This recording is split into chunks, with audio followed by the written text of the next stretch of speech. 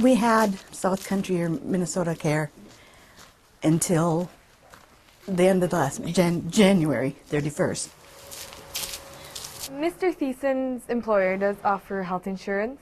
The problem with that health insurance is that it is not very comprehensive and it is very expensive. It's $750 a month for their family. There just came some problems now that I could really use insurance. I might have cancer in my uterus, but I'm not sure.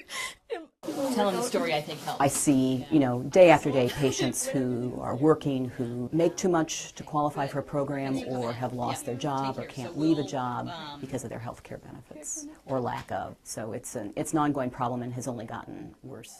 Yeah, I didn't know about it. Yeah, they just started it maybe 2 weeks ago. We're slipping. Over the last few years, we've gone down steadily. The state is cutting all the programs that have previously been there to catch those kind of people who fall between different programs. The reality is we need some kind of national health insurance. I had another one too that I don't know if you would need it, but it's for osteomyelitis. With the Thiessens, it could be that they qualify for Minnesota Care. The reason why they didn't know that they could still possibly qualify for Minnesota Care is the fact that their caseworker didn't know that they could still qualify. The guidelines their caseworker was working with was the fact that if there's any kind of employer-based insurance, you do not qualify for Minnesota Care, and thus she never passed it on. It's very hard to come across the correct information. It's hard to find out whether or not you qualify for certain programs. It's hard to reach people to ask who can answer the questions.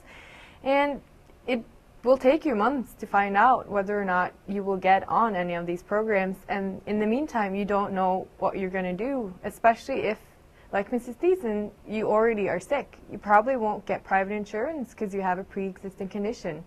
And you can't stop getting medical care if you are sick.